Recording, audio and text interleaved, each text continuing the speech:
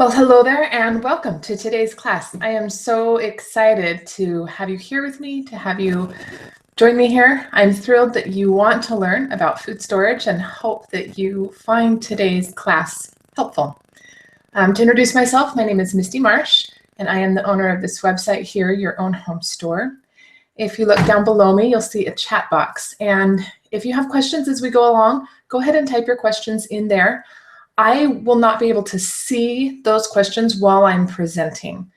I may pause a couple times to just click over and check them, but I won't be answering them during the actual class. I will save those for the very end, but I promise that I will answer every one of your questions before we sign off today. Now, I want to get started by introducing myself a little bit. I know that some of you on the call today are familiar with me. You might follow me on Facebook or get my emails. But others of you may have never met me, and I'd like to introduce myself. I want to tell you a little bit about my background and my story and what makes me feel I'm qualified to teach this class. So I'm going to switch over to some slides for the majority of the presentation today, and then when we do the question and answers at the end, I'll turn the slides off so that you can again see me as I answer your questions. So let's get started with that.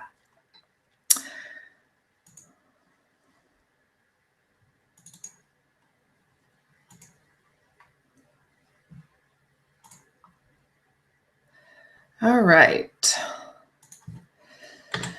Now, I grew up being taught by my parents and by my church that food storage was important. We drank powdered milk and we had buckets of wheat in the basement. My mom even gave me a basic 3-month food storage supply as a wedding gift. But to be honest, I didn't really believe in food storage as a young adult. I felt no urgency to build a solid food storage or to learn how to use what little food storage I actually already had. Even when I initially got pregnant with twin boys in 2007, I didn't really think much about food storage. I was a lot more concerned with diapers and car seats and boppy pillows and other mom stuff. Then a few weeks before our twins were born, my husband and I moved from Utah to California so that he could attend law school. Excuse me. We left behind family and friends and good paying jobs in order to do that. We found a little apartment and settled in, but honestly, I was really unsettled internally. I wasn't sure we'd be able to care for ourselves and our family if life threw us a curveball. So every day I sat in this tiny little apartment in a large city with 2 gorgeous babies, no local support system, and no income. My husband was gone 16 or more hours a day at school, and I realized that we needed to be better prepared. So I started Googling emergency preparedness, and I found a lot of information. Some of it was helpful, but honestly, much of it was fear-filled, and all of it was somewhat a hodgepodge of disconnected and sometimes conflicting advice. There was no real step-by-step system telling me what I needed to do first, and then next, and then last. And a lot of the information was over my head or didn't really apply specifically to me or my family and our needs. I was afraid of all these different scenarios that I was reading about online, but I just felt helpless. I couldn't really figure out how to get prepared for those things. Studying up on emergency preparedness in this way was just squashing my optimism and making it really, really hard to enjoy my everyday life. Excuse me. I was trying to find simple, down-to-earth information that fit me, just a normal mom wanting to do her best to be ready to care for her kids. And not being able to find that type of information made me feel really panicky and vulnerable. So eventually, I did what I often do when I feel helpless, and I turned to God in prayer. And He helped me realize 2 things. First, He wants me to enjoy my life, my kids, my husband, the beach, the mountains, the rain. Life is to be enjoyed. And second, He loves me similarly, though more perfectly, to how I love my own children. He expects my best, and He's not going to save me from every tough situation, but He'll help me learn from all situations and develop character in tough times. Once I realized these 2 things, I was able to let go of my fear and my obsession. All I needed to do was my best. And honestly, My best at that time wasn't a whole lot since we didn't have any real income to speak of. But even if the bad things I feared happened, I believed God would make them meaningful in my life in some way. He would use them to school me and my children in some way, and they became less scary to me. But this didn't get me off the hook when it came to working with emergency preparedness. Just like I expect my children to work hard and to do their best because it's good for them to not always rely on me, God expects the same from me. And my best wasn't very much at first, but I did what I could. And doing what I could allowed me to let go of my fear and that crazy doomsday type pessimism and start enjoying my life again. So I started spending reasonable, keyword there, amounts of time experimenting with different methods or suggestions or ideas that I would find online. I'd research them, I'd try them, experiment with them, practice them, figure out what I did and didn't like, and then I'd start all over again. So over time, I was able to find what worked best for our family, and I started sharing what I was learning with others like you through my website. And as that website grew, it also brought the opportunity to test many different preparedness products and food storage brands for free. These companies would give me their products so that I could taste them or try them, use them. And that allowed me to fairly compare them without investing in each and every one individually. I also found that there were many others who were looking for this same type of simplicity. There were many others who wanted to get better prepared, but didn't want to be obsessed with it or have it overtake their lives. There were a lot of people who felt panicky and overwhelmed and stuck. And happily, since 2009, I've been blessed to help thousands of these people become better prepared while enjoying their everyday life. Now, you should know that I am not an over-the-top doomsday prepper. I don't have a bunker anywhere. Yes, food storage and emergency preparedness are important to me, but not any more so than having a dance party with my kids or going on a date with my husband. God and my family are my priorities, and I prepare because I believe God wants me to, and because I love my family and I want to be able to take care of them. So if you feel like I did 9 years ago, then the information in today's class was written for you. Or if you want to build a food storage, but when you sit down and try to plan it, your head spins, then today's information should help. If one of your New Year's resolutions is to work on food storage, but you get on Google or Pinterest and you just feel overwhelmed and confused, then today's class should help. And if you want to be able to confidently care for your family anytime things don't quite go as planned, but you really aren't sure where to start, then I wrote today's class for you. My goal today is to help you decide first which method you're going to use to calculate out a food storage plan for your family. And then to give you the tools to make calculating that food storage simple. So we will cover 4 different methods of building a food storage for your family. First, the just add water meals method. Second, the basic calorie method. Third, the calorie plus method. And fourth, the recipe method. Now, there are pros and cons to each method, and we'll discuss them all so that you can decide which one is best for your family right now. I will also show you how to calculate what your family's needs are based on the method you choose so that you don't waste hours of time trying to figure that out on your own. And last, I'll teach you how to make your chosen method work well for you so that you don't waste money on food storage you won't use. But make sure that you stay till the end of the class, because it's at the end of the class that I'll be giving everyone access to a printable summary sheet so you can remember what you've learned, food storage conversion charts, and those 3 calculators I mentioned. Now, these calculators typically cost $10 each or $30 total, but I'll be giving them away for free at the end of this presentation today. Plus, you'll have an opportunity to ask any questions you might have about food storage. Now, if you're just joining us and got on here a little bit late, there is a chat down below the video where you can type your questions as we go along. It's really difficult for me to view those questions as I'm giving the presentation because my screen's covered in the presentation, so I have to kind of pull out of it. So I can't really see those while I present, but I will get to every one of them at the end of today's class. So go ahead and type those questions in as you have them. Now, please know that I will cover as much as I can today, but the truth is I can't give you everything I've learned in the last 10 years in just 1 hour. So I will give you an opportunity to learn more and continue to work with me at the end of today's class. All right, let's get started. Giving thought to the method that you will use to calculate your family's food storage is important.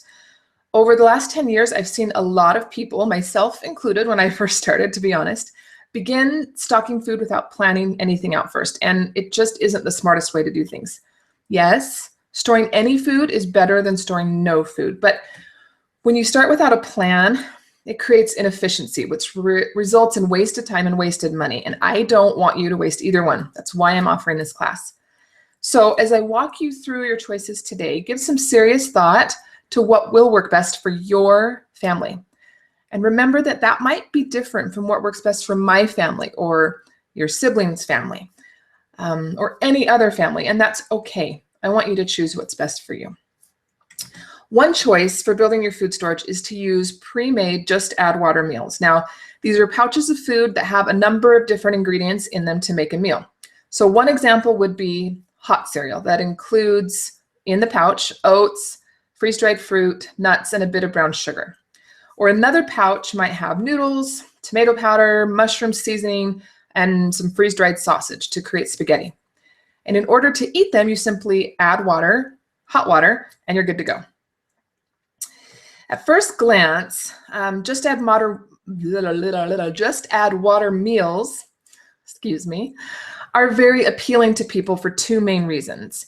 Now, first, they make planning what you need to store very easy. You simply buy a bucket full of the number of meals you want, and bam, you're done. No fancy calculator needed. Second, they're very easy to use. There's no need to learn to cook with your food when all you have to do is add water. But in addition, there's one other reason that I personally will store a few of these.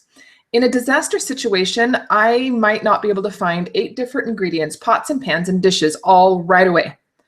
So for this reason, I keep a few Just Add Water meals upstairs in my regular pantry and in my car. The convenience would be valuable for the first few days following a disaster. However, I have found that many people don't know about some of the downsides to Just Add Water meals. So here are 5 to consider. First, the honest truth is they don't taste great. I have tried them from every brand, and I've not found one that I'm just blown away by saying, this tastes amazing. All the ingredients sit in one bag, so the flavors kind of mesh together, and you're often going to have to choose between soggy noodles or crunchy beans and meat because you have to cook everything for the same amount of time. Second, they're difficult to rotate. A lot of this is based on the not so great taste. It's likely your family's not going to want to eat them instead of your regular dinners that you make with fresh ingredients. So they're just going to sit on the shelf and not be used unless you are forced to use them. And if you're never forced to use them, you'll end up tossing out thousands of dollars of food, which is really sad and what we want to avoid. Third, they're not great nutritionally. There's a few reasons for this. First, in order to maintain their 20-year shelf life, Just Add Water meals must include a lot of additives and preservatives because you've got a lot of different ingredients all in the same bag. So they'll typically have a lot of salt, MSG, sugar, or other types of additives. Now, eating these for a few days obviously isn't going to permanently damage anyone's health, but eating them for weeks or months will if you use these for your long-term food storage. Now, there are some meals, Just Add Water meals, that don't have additives, but because of that, they'll have a much shorter shelf life, which means you have to rotate through them more often. In addition to the additives and preservatives, most Just Add Water meals include lots of white grains like white rice or pasta, and very little veggies and protein. So these refined grains are full of lots of calories, but really not much else. So they're not going to sustain energy long term. Fourth, these meals aren't going to help your mood in an emergency situation. And what you eat really does affect your mood. One of my favorite quotes about food in general is from Virginia Woolf. And she said, "One cannot think well, love well, or sleep well if one has not dined well." And I can't think of a time when it will be more important to think, love, and sleep well than following a natural disaster or during a period of financial insecurity. So both the inferior taste and the inferior nutrition are going to contribute to your poorer mood if you're eating these foods consistently over a long period of time. Last, they're expensive. At first glance, they actually seem to be inexpensive, but unfortunately, this can sometimes be very deceiving. A bucket might claim to have 30 meals for a family of 5 in it, but when you actually look at the calories or serving size, each person is getting less, and sometimes far less than 1,000 calories per day. I've seen some meals that provide 400 or 500 calories per day.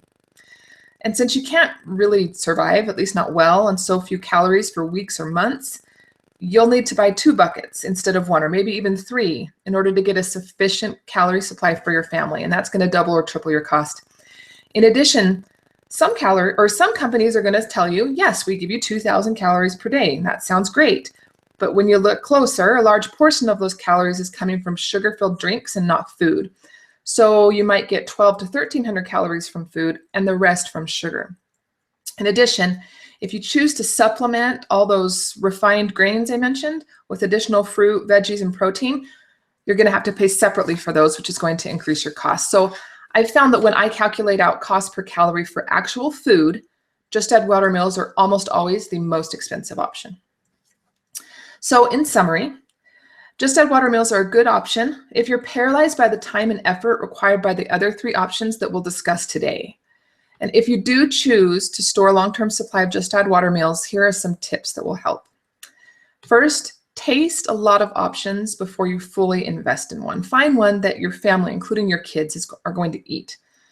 Set a schedule to eat one of them at least every month or so that you are rotating through them and don't waste them. Try to find options with less additives and preservatives, but remember that will lower the shelf life, so make sure you're rotating them. Look for options that include a good balance of grains, fruits, veggies, and proteins, or if you can't find that, purchase those things on the side. And last, be careful of the cost. Make sure that you figure and compare cost per calorie, not just cost per serving.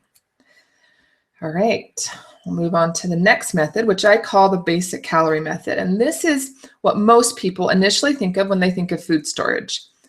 This method includes basic life-sustaining foods like whole grains, beans, oils, sugars, baking supplies, and powdered milk. And when you use this method to plan your food storage, you calculate things out based on calories that you want to eat each day. Now, there are some calculators out there that use pounds to calculate these, but I personally don't suggest this as it's simply not as accurate as counting calories. Many people wonder how many calories per day they should store. This is actually one of the 2 most common questions that I got before giving this class. It's a great question, but the fact is I can't really answer it directly because I'm not you. I don't know your family or your situation. I can, however, guide you in making a decision for yourself. So consider these 3 questions. First, how many calories per day do you eat right now? If you don't know, just kind of guesstimate. How much exercise or other physically exerting tasks do you do each week? And then third, if you think about the disasters or problems that your family is most likely to face in your area, would those things require more or less physical activity than you're doing right now? Many people will choose to store a very minimal amount of calories per day because they think, oh, it's just in case of an emergency, I'm never really going to use it. But in my opinion, this just isn't wise. It's actually very likely you'll need more, not less, energy in a disaster situation, even if it's just because you're stressed. So I suggest you store at least the number of calories you currently consume, if not more.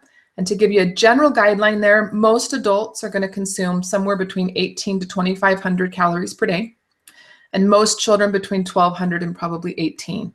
Now, teenagers are going to be in the adult category there.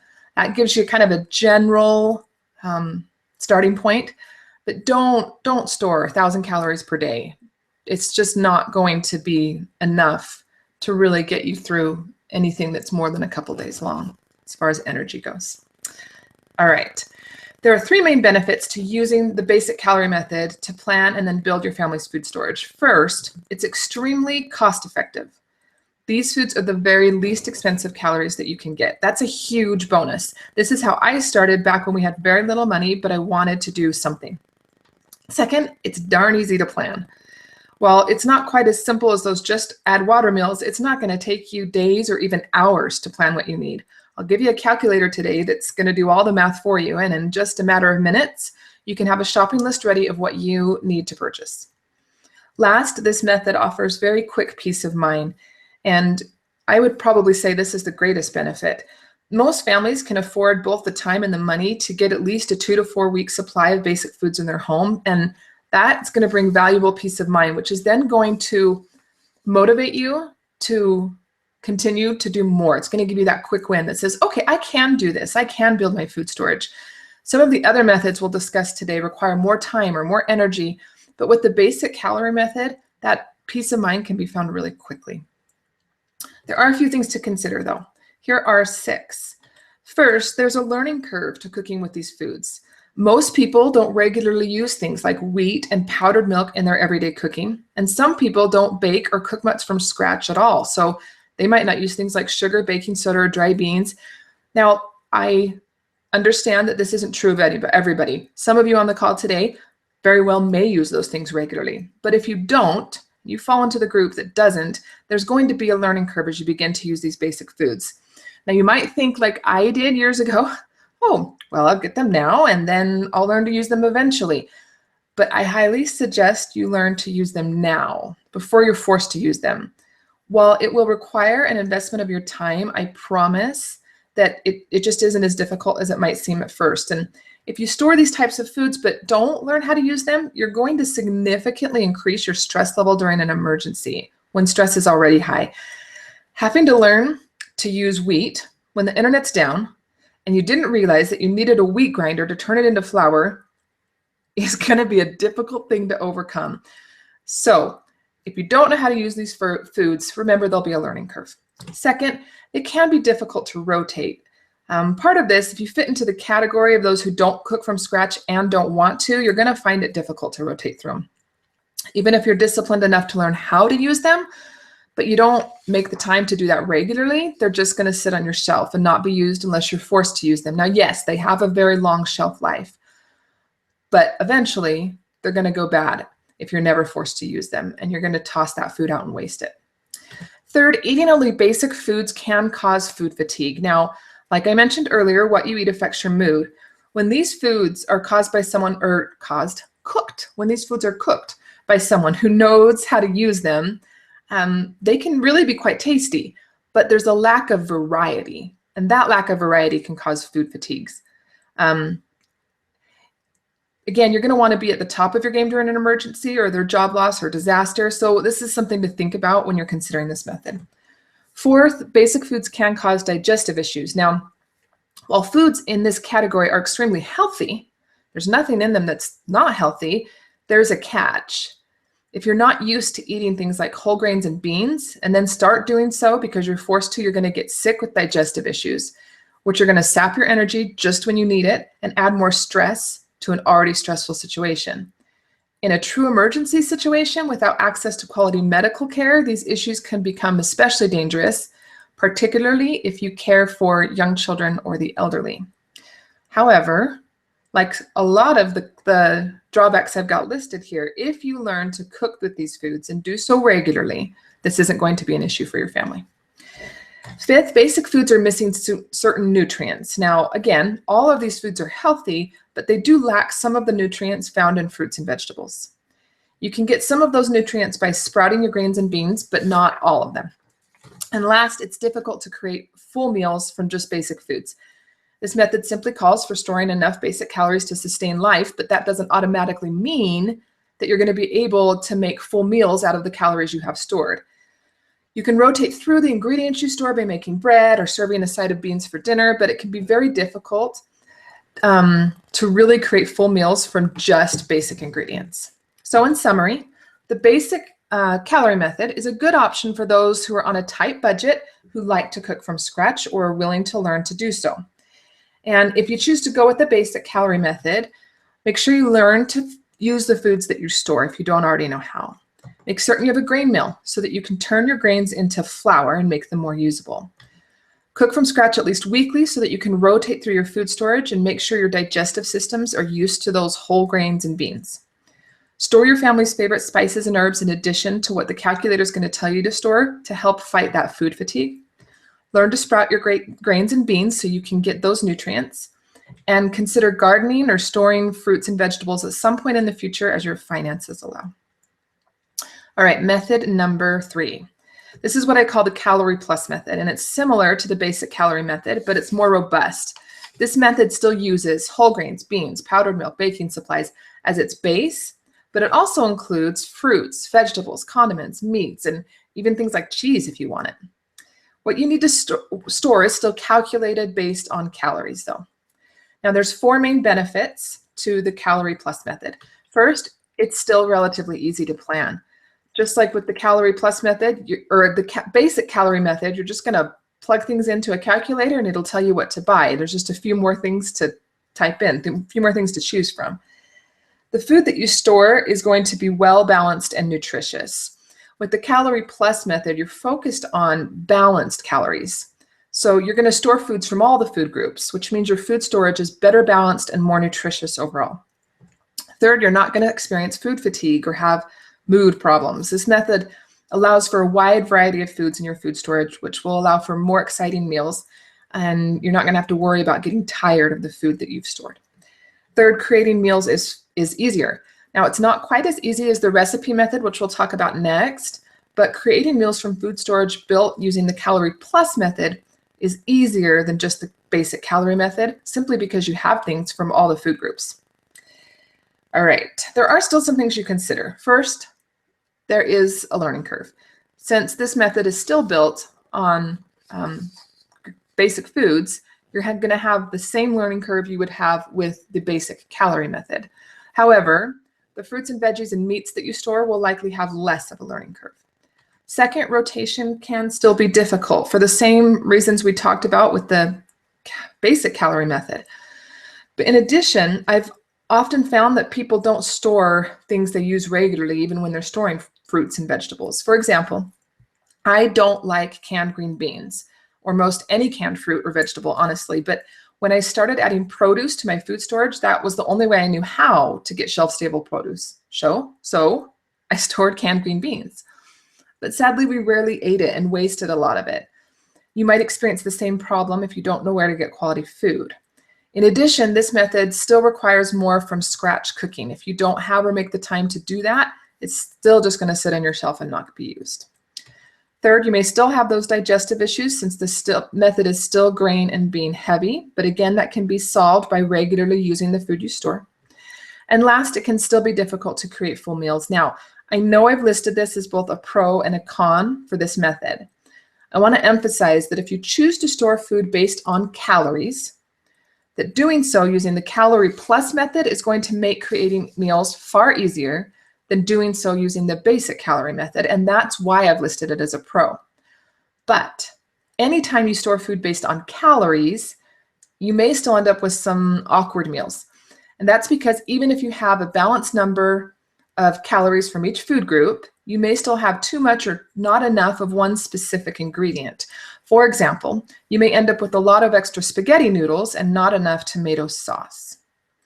So in summary, the Calorie Plus method is a good option for those who want a well-balanced food storage, don't need the least expensive option, and aren't ready to spend the time required for the last method that we'll discuss today. If you choose to go with the Calorie Plus method, be sure that you learn how to use the food you store if you don't already know how. Make certain you have a grain meal again so that you can turn your grains into flour, and cook from scratch regularly so that you can rotate through your food, not waste it, and make sure your digestive systems are used to whole grains and beans. Alrighty. The last method for building a food storage that we're going to discuss today is what I call the recipe method. Now, the idea behind this method is that the food you store should be based on recipes. In other words, you should store the ingredients you need to make specific recipes instead of just basing your food on calories. This means you have to get more specific and organized. The first step is to gather recipes your family likes to eat. Then convert those recipes to shelf-stable ingredients. Then calculate how much of each ingredient you need to store for, say, a 2-week or 1 month or 3 month or 12-month supply, whatever your goal is.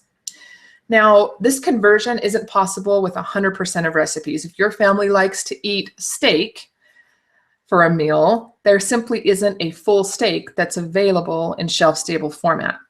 But I will say that this is possible with most recipes. I'd say maybe 60 to 70% of recipes that we eat can be converted to shelf-stable ingredients. And I will help you do that by providing you a printable food storage conversion chart so that you can go in and say, okay, my recipe calls for half a cup of bell peppers. How do I store that?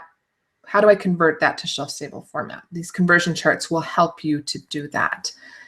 There are 5 main benefits to using the recipe method to plan your food storage. First, your food's going to be easy to use. When and if you have to switch to using food storage, this is going to be the easiest method to switch to. There's not much of a learning curve to making recipes that your family already enjoys. Second, your food storage will be well-balanced and nutritious. Now, some of this is going to depend on how well-balanced your family's recipes are in the first place, but at the very least, basing your food storage on recipes you're already eating means that your food storage will have the same level of nutrition that your current diet does. One additional benefit that kind of fits in this category is those who have food allergies. A lot of those people will come to me and say, but I'm gluten-free, I can't eat wheat. So why should I store wheat? Well, you shouldn't. Store whatever you're eating right now. Eat what you store and store what you eat, right? The best way to do that is through this recipe method. Store the recipes that you're currently eating in shelf-stable format. Third, you won't experience food fatigue. When you store food based on recipes, you get to decide how much variety to include. And no matter what you choose, the recipes your family already likes and enjoys. Rotation is easier, which means you're going to waste less food. By storing ingredients for recipes your family already uses, you can just rotate those into your everyday dinners. Even if you don't make the entire recipe with shelf-stable ingredients, you can rotate, add 1 or 2 of your food storage ingredients into the recipes that you're already making. Plus, instead of trying to feed your family foods they don't like and aren't used to, you're feeding them things that they already enjoy. So you're not going to get as much, pushback from your family. You'll naturally rotate through your food with less effort. Now, there are a few extra benefits to storing food this way. Now, I put these under the recipe method, but they could apply to any of the methods as long as you're storing food that you are already eating. For people who cook from scratch regularly and use things like wheat and beans in their everyday cooking, these benefits still apply. But I found that a large portion of people don't cook with those things every day. So I've put these extra benefits in this category for that reason. Having food you regularly use to cook normal family meals is going to decrease the time you spend planning meals, making grocery lists, and shopping at the grocery store. Or what about a week where you're sick or overly busy and you just cannot find the time to get to the grocery store? Well, pull out your food storage and feed your family things they're used to and avoid the cost of fast food and the poor nutrition that you're going to find there. Or maybe what about a week with a really bad snowstorm? The power is still on and you could drive to go do your grocery shopping, but you'd really rather stay home. Well, pull out your food storage, keep yourself warm and safe, and still feed your family things they enjoy. Or how about a night where you find out your friend or neighbor just experienced a loss or personal tragedy of some sort, but it's just hours before dinner? Pull out your food storage and whip up a quick meal to show that you care.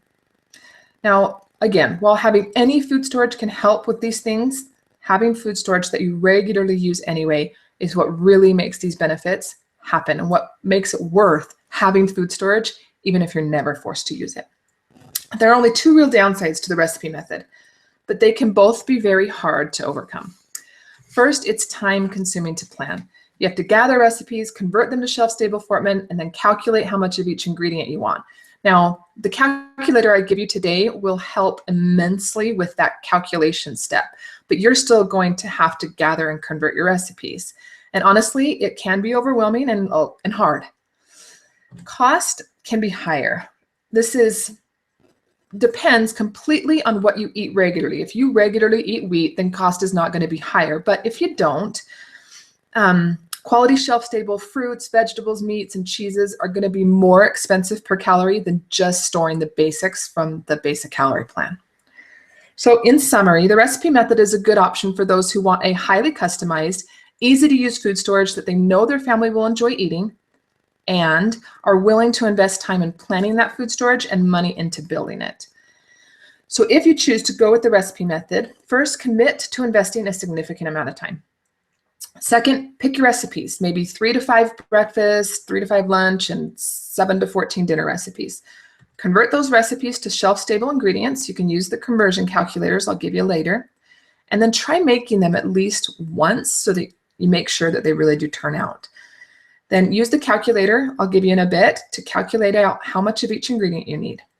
Now remember, if you really want to go with the recipe method, it's okay to work on it 1 month or so at a time. If your eventual goal is to have a 6-month or year supply of food, great. You don't have to start there. You can start with 1 month, get that first, and then move on. Now I'd like to share with you what I've done as I've built a food storage for our family. However, and this is important, I do not want you to just do what I did. What I've done might not be right for your family. I'm sharing this because I understand that seeing how someone else has put these ideas into action can be a helpful starting point, even if you don't do exactly what I did. When I first started with food storage, we were very poor law school students and we didn't have any extra money. So for this reason and the fact that I didn't know much about all the options out there for food storage, I started with the basic calorie plan.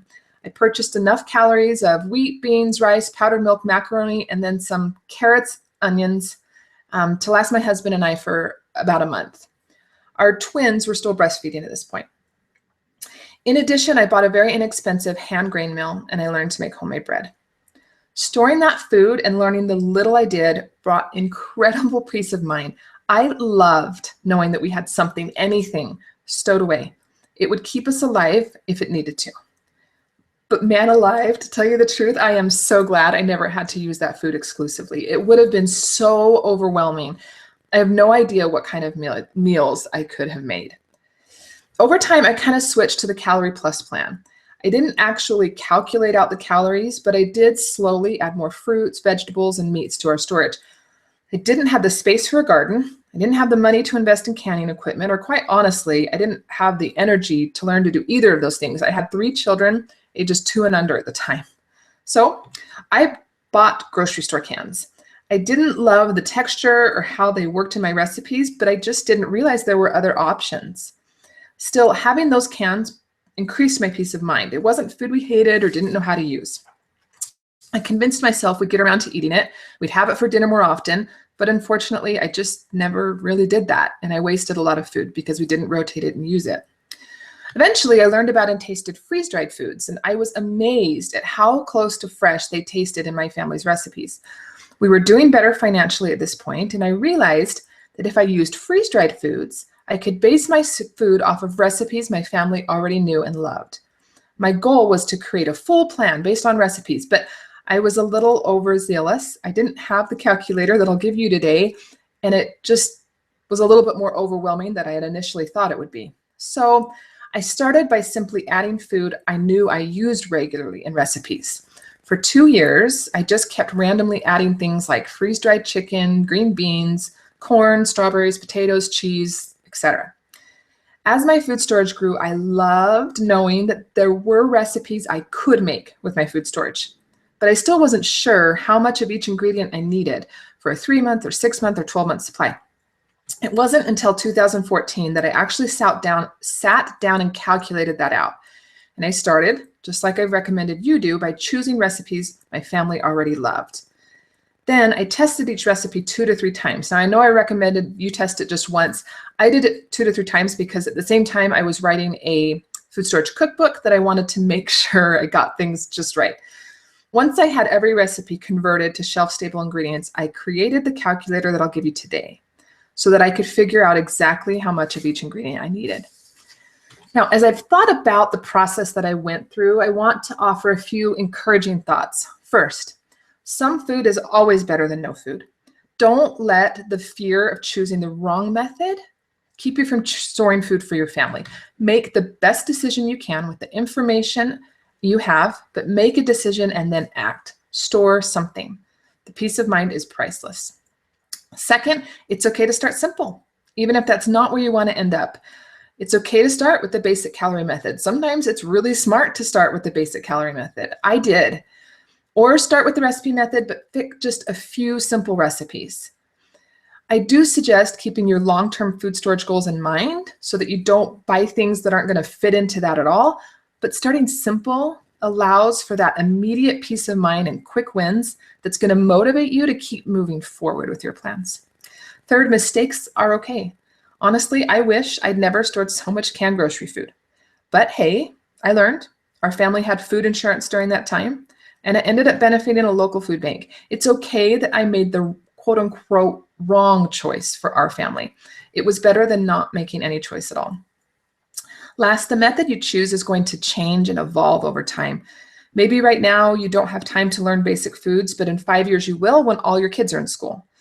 Or maybe right now you're living on student loans and don't have extra income for freeze-dried foods, but in 10 years, when you're well into your career, you will be able to afford them. Your tastes will also likely change over time, which means you might change the recipes you store food for. That's not going to be a problem as long as you're rotating through it. Just be open to that and keep it in mind as you choose which method you'll move forward with for now.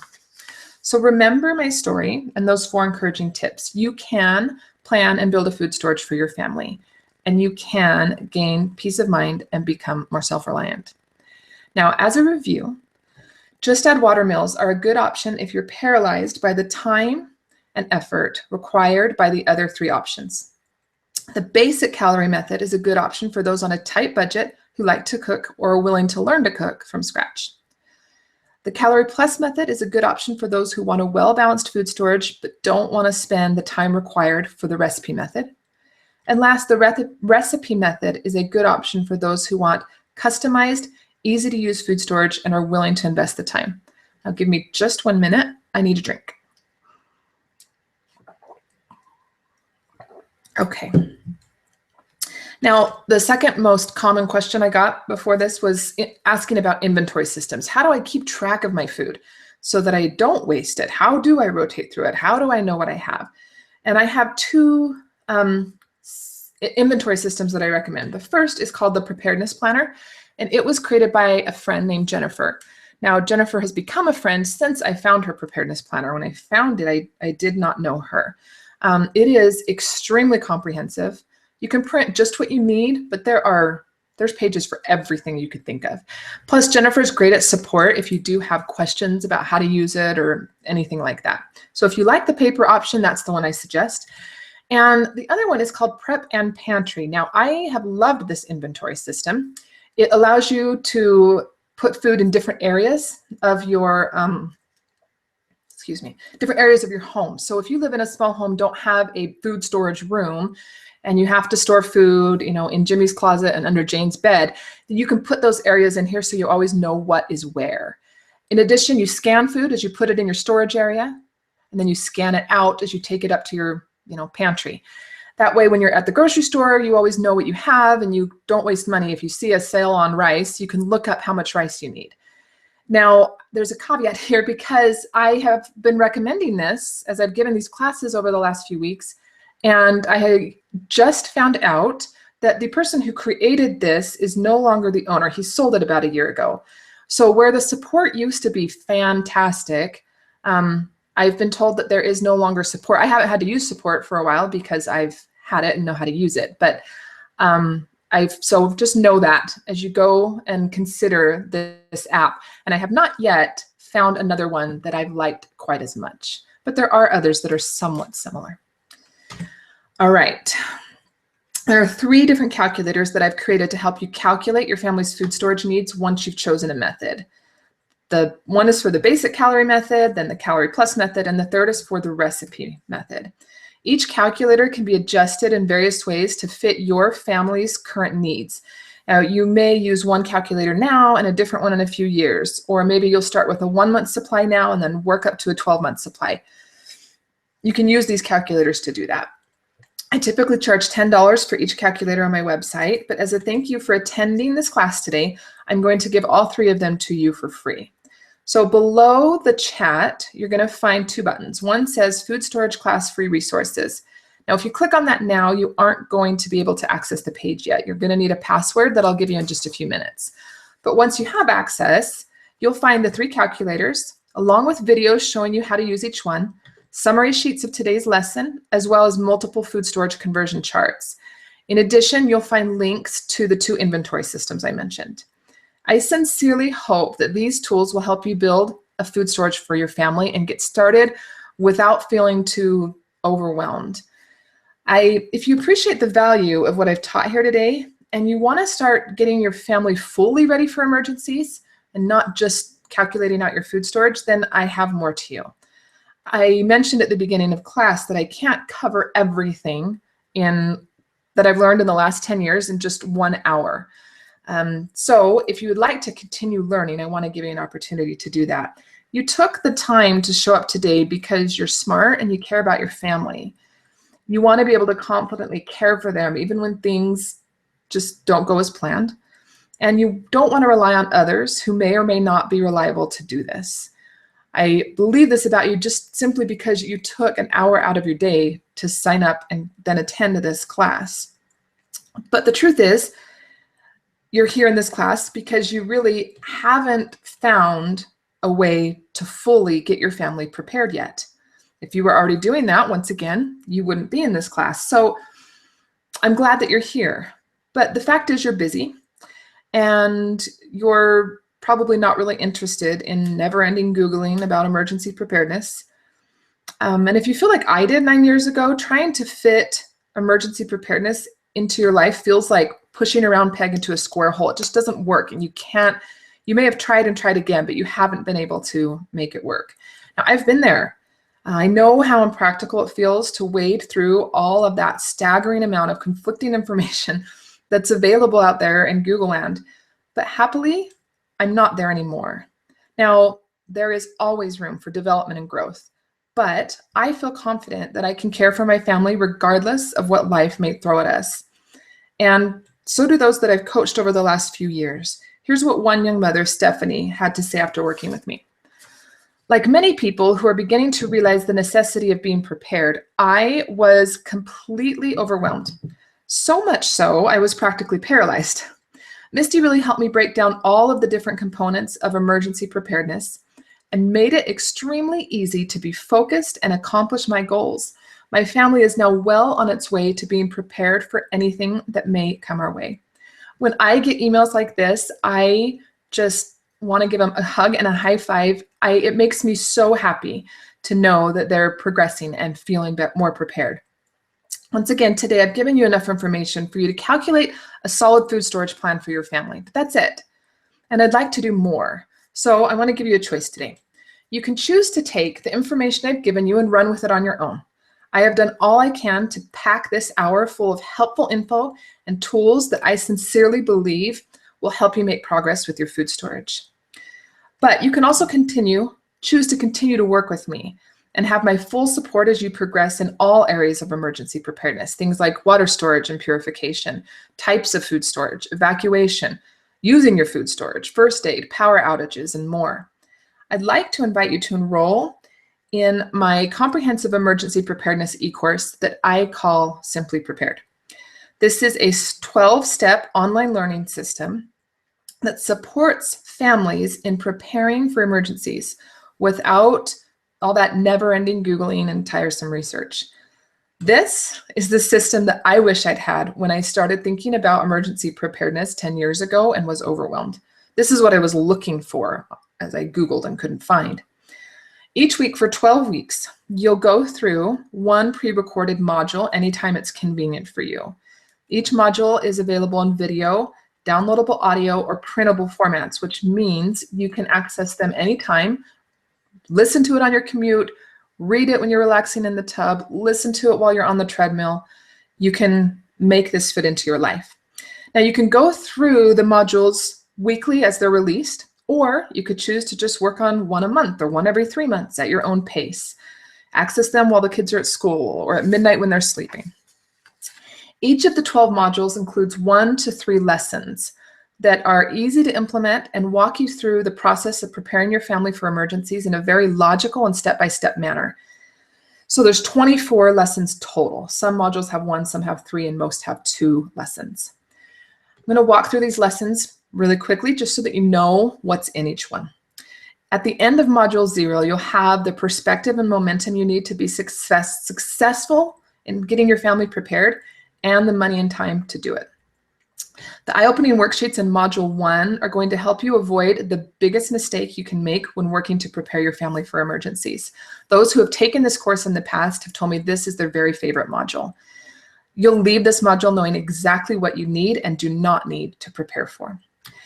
In Module 2, we'll explore kind of some new and different perspectives for making the most out of the storage space you have, and learn how and where to properly store and rotate your supplies so that they don't go to waste.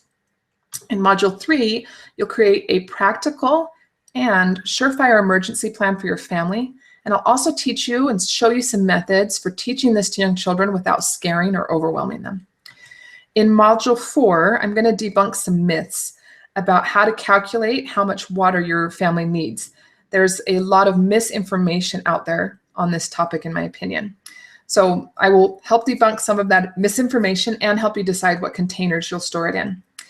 In Module 5, you'll learn proven ways to both find and then properly clean additional water sources. In Module 6, we'll take an in-depth look and compare the 4 food storage calculation methods you've learned about today. Essentially, you have had one of the 24 lessons in this e-course. But within Module 6 as well, you'll learn about 3 different types of shelf-stable food so that you can successfully choose which one's going to work best for your family and be most useful to you when you need it. In Module 7, I'll help you use the calculators that you're going to gain access to today to create a plan for your family and then set short-term and long-term goals that are actually effective, things that you can reach, so you can build that food storage one step at a time. Now, all the food in the world is not going to do you much good if you don't know how to use it. And I've stressed that in today's class, but I haven't taught you how. So in this module, excuse me, I need another drink. There we go. I'll help you save time, money, and avoid waste, and decrease your daily mealtime stress by showing you how to regularly use the food that you're storing. In addition to food and water, there are many other supplies that are important in a well-rounded emergency preparedness plan. But you don't want to waste money on things that you don't need. So in Module 9, you'll find out which first aid, communication, hygiene, sanitation supplies are actually useful, practical, and reliable, and which ones you shouldn't worry about. Power outages are a disaster that most everyone will face at one time or another, and long-term outages can be very dangerous. So in Module 10, how to keep your family safe in a power outage, I'll make sure that you have the skills and tools to cook and then to stay warm if it's cold and cool if it's hot during a power outage. Finally, in Module 11, you'll create an evacuation plan that guarantees you'll grab what is most important to your family first, even if you're panicking and only have minutes to evacuate. Now, these are the actual lessons that you'll listen to or walk through each week. But in addition to those lessons, within the membership portion of this e-course, you're going to find worksheets to help you more fully understand what you're learning so that you can apply it to your family and your situation. I don't want you to invest your time or your money on the wrong thing. You'll find challenges to help you apply what you've learned, printable summaries, comparisons, lists that will help you recall what you've learned without having to go through each lesson again so that you can continue to improve your preparation over time. And then charts to summarize what you've learned. I'll compare the pros and cons of different methods like we have today or different products so that you can make informed decisions and not waste time or money. Then outside of the actual course content where you go log in, you will also have access to 3 additional bonuses. The first is an online community where you can collaborate with people just like you.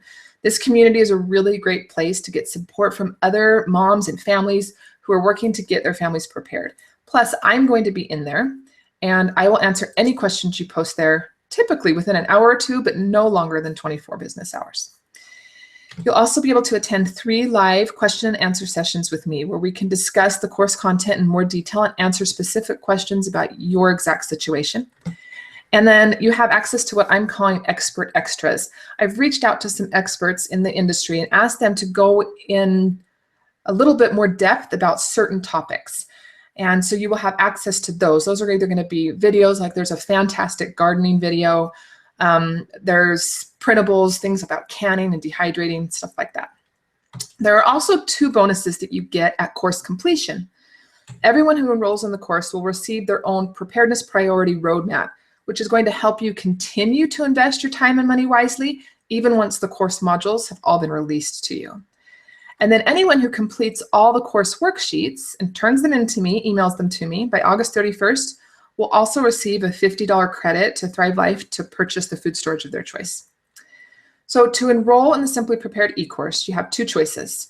You can choose to invest 3 payments of $97, or you can save by paying $249 in full at the time of enrollment. Now, there's many students very similar to you who've already gone through and completed this course, and I want to tell you what just 2 of them have to say today. Rob, who is a former U.S. Marine and a current firefighter and paramedic, says this: "Preparedness has been my thing for more than 20 years. Misty has by far the most complete and well thought out preparedness course of anything I've seen. It will be the best money you spend on preparedness." And Jerica says, "Misty's e-course covers everything in one stop. It's easy, contagious, and addictive. Her course got us all the tools and resources we needed to be prepared and cut out the extensive info search. As I followed her program, it felt like a weight was lifted." Now, I know that it can be easy to procrastinate, well, pretty much anything, but especially preparedness. So I have a fast action bonus for you. This is in addition to the other bonuses that were already mentioned that are simply part of the course.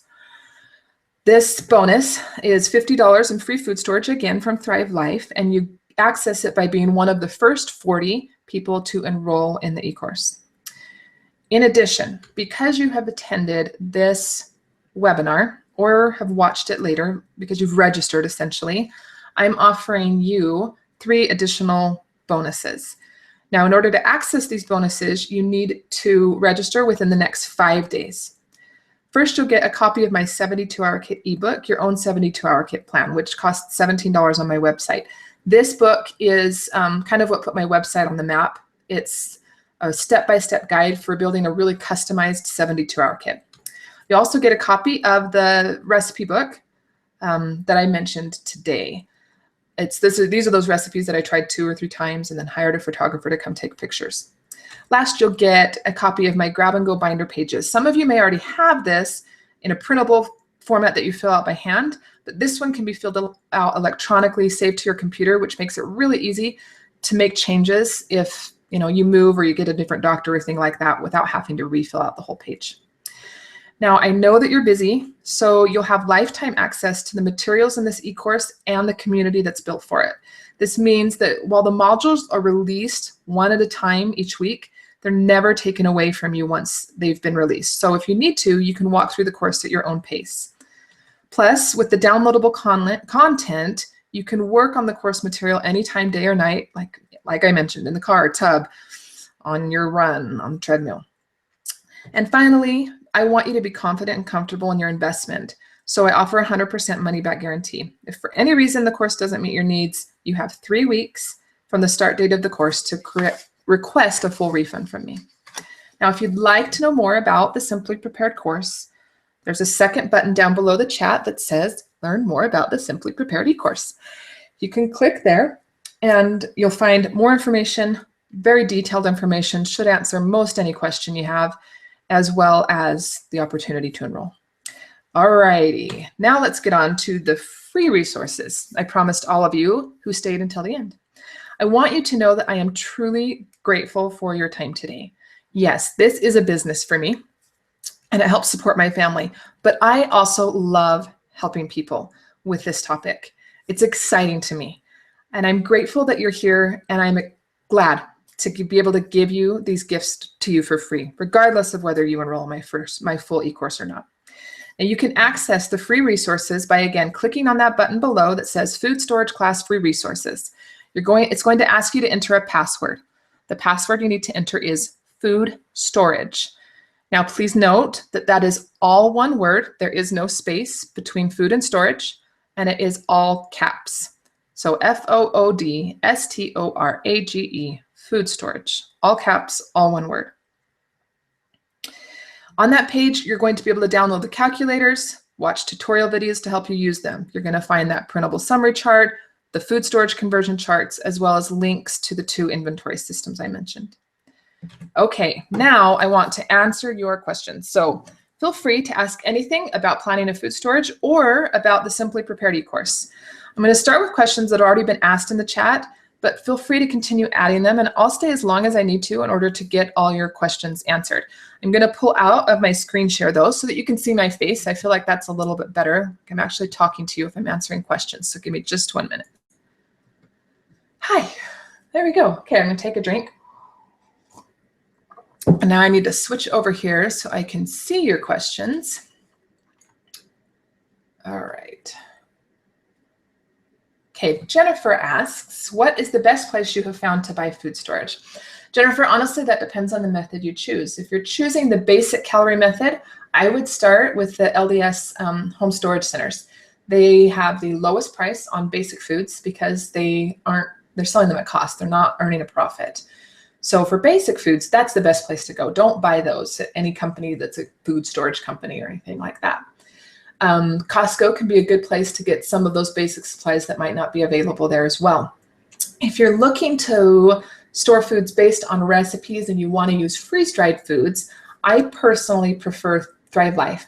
Now, sometimes their prices look like they're a little higher than others. They have 2 sales, one in March, one at Black Friday, where you can get their food for an extremely low price.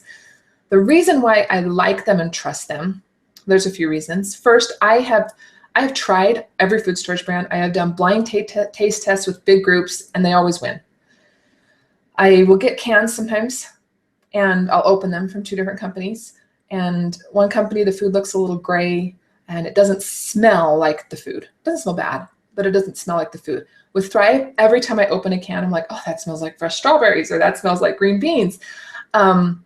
I've just been really impressed with their quality. In addition, they are the only food storage company that cans their own food, that freeze dries their own food. So whereas most companies, if they want to sell you freeze-dried broccoli, they have maybe 3 or 4 people all over the world, maybe a few more, but not a lot of choices of who to buy that from, which means that most other food storage companies are very similar because they're all kind of buying from the same source. Thrive can choose any source they want, and they're very careful about their quality, and then they freeze dry it themselves. So they can support more local business and things like that. I've just been really impressed with them. All right, what are some of the best recipes you have used for your food storage?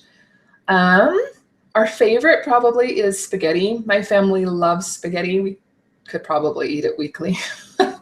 And I use freeze-dried sausage and tomato powder in order to make that, and it's absolutely delicious, and my family loves it. We also eat chicken noodle soup a lot. It's really, really easy to just whip up really fast. I bake homemade bread often and rolls with the more basic food storage ingredients. We have beans and rice often for sides for dinners, particularly for Mexican meals. That didn't answer, it's not exactly what you're asking. You can ask again or clarify a little bit more. Jen asks, how are you able to sample the different ready-made meals without spending a lot?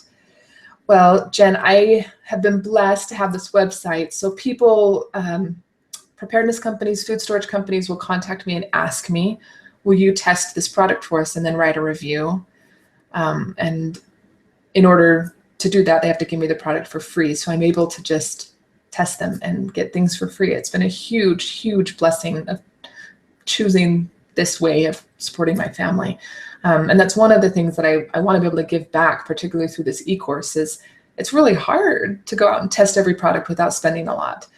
And obviously you're having to kind of filter it through my opinion, but at least that gives you an idea of what works or doesn't without having to invest in it. All right, is grinding wheat really time consuming or hard? Great question. If you choose to buy a really inexpensive hand grinder, which is what I did when I was very first starting and I didn't have much money, it cost me like $30 or $40. then yes, it's very time consuming and very hard. You will get a workout and it'll take you a long time, meaning an hour, to get enough flour for bread. But if you can invest a little bit more, either in a quality electric grinder or hand grinder, then it's really quite simple. I use my electric grinder and I can grind enough meat for 10 loaves of bread in just a couple minutes. And I just pour it in and it shoots out as flour and it's fantastic. Very little mess even. It's loud, but no mess and no time. With the hand grinder that I use, which is called the Wonder Junior, it's still really quick. And that grinder can be hooked up to an electric drill or to your bike. So that if you really didn't have power, you could still grind very easily. And even with my hand, it only takes a few minutes in order to get enough flour for bread. Where is a good place to get a cheap grinder? Any ideas? Let me screen share again, and I will show you the one that I use, that I bought when I very first started on Amazon. Hand wheat grinder. Okay, let me go back to the little screen share and see if I can do that so you can see this. Where am I at here? Okay, I think this is the right screen. Okay, so this is the one I used. It's called the Victoria, and it's right now $52 on Prime. I've seen it for as low as $30. And it works great. It has a few different settings so that you can, do a little bit more fine flour. But it takes effort, it takes time and effort. As far as the two other grinders that I recommend, you can find them on my website, which I'm going to now. If you go to products up here, shop others products, and then kitchen tools, I think. So here, other people's products, and then kitchen tools. You'll find them there. So they're both made by Wonder Mill. The first one here is the Wonder Mill grain mill, and that is an electric one. And then this one here is the Wonder Junior, and I love both of these grain mills. They're both fantastic. Okay, now you're seeing, stop screen sharing because that's getting really crazy. All right. Do you have another class on preparedness that is all about the non-food things we need? I have that e-course. So if you look down below, learn about my full Simply Prepared e-course. That one goes through everything. Water, first aid, evacuation, powerless cooking supplies, and more in depth into food storage. What advice do you have for a military family who moves a lot? Good luck, Jenny. My brother is military, he's Air Force. And at least with him, and I don't know if this is true for you, but the Air Force moves him when he's asked to move. Or I guess they give him a stipend if he chooses to take that instead and move himself. But so he's just stocked up on food storage regular, just like I have, and just has to make the effort to move it. Other than that, you may want to consider the pre-made Just Add Water meals. They're very lightweight. They're very easy. They take up less space. So that might be something that would be easier and quicker to move. In addition, freeze-dried foods, while they still take up the space of, a number 10 can, they're extremely, extremely lightweight. So they aren't, it's not heavy to carry the boxes or anything like that. We live in a small apartment. What is your advice on storing food in a small space? I go into this into a lot of depth. One entire chapter is about this in my full preparedness e-course. But initially, my basic advice is to just think outside the box and be willing to store things in unconventional places. Get risers for your bed and put food under there. When we lived in a little apartment in Southern California, I would get boxes because I didn't have money for anything else, right? So just cardboard boxes, even from neighbors. I'd take the lid off of them so they were completely open. I'd put cans of food in there or boxes of food, and then I would put them underneath the bed. So I'd have like 3 boxes on one side, and I'd go the other side of the bed, and I have 3 other boxes. So I could just pull it out like they were drawers. I also would put in a shelf. So if you look in most closets, they have a shelf, and then there's, a good 3 or 4 feet of space above that top shelf. And that's because if you put a shelf above that, it's hard to reach. But go ahead, put a shelf above that, and then put your food storage up there. And if you need to get a ladder or a step stool to get it, well, get a step stool to get it. But that's one additional way that I found to store some food storage. One last idea is that we bought a completely separate, we didn't have a lot of kitchen space. We didn't have a pantry. We didn't have a basement or anything. So we just bought like a $30 thing at Walmart that, you know, was taller than I was. It was just a little cabinet and maybe 3 feet wide, a couple feet deep. And we just put that in our kitchen. It wasn't necessarily beautiful, but that's where we kept our food storage initially. That's where all our food storage was that one little cabinet for the first couple of years that I was working on Preparedness. Do you find it difficult to rotate your food storage if you use both the Calorie Plus method and the recipe method? Andrea, can you clarify what you mean there? That's kind of what I did. At first, I didn't ever sit down and really calculate out exactly how much I needed for the recipe, but I would just go through and add, you know, chicken, because I knew we used chicken a lot, or I would add green beans because we like that for a side. And then I would use those things as I was cooking. So it really wasn't hard to rotate because I was only buying things I knew I used. And that's essentially the Calorie Plus method. But I personally, I'm a little bit of a perfectionist, and I wanted to know I had exactly enough of each ingredient. So that's why I created that recipe calculator. But they both kind of go hand in hand and work really well together. Do you have pictures of your food storage space? I do have one. Let me see if I can find it here, that I took actually as an advertisement for this class. My food storage space, though, is beautiful and amazing. I have been so blessed since we have moved back to Utah a few years ago.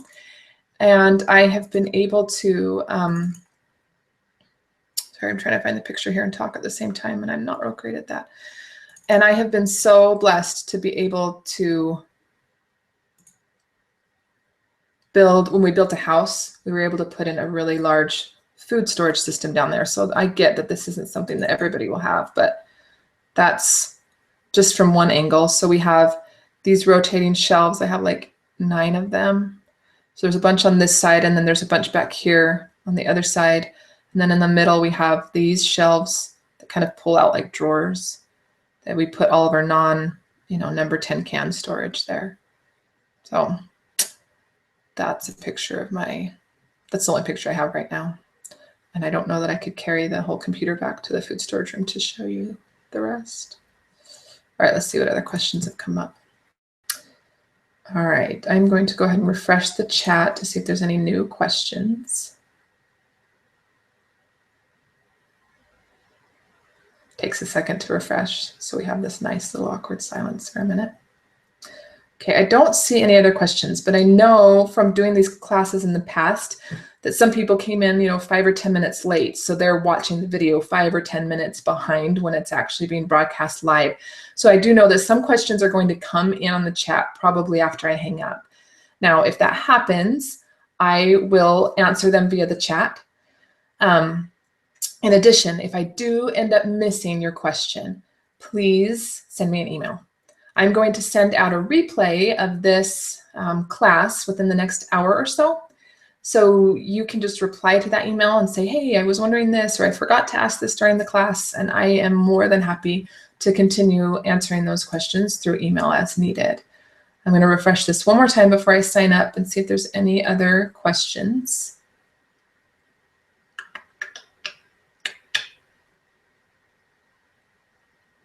Okay, I don't see any others.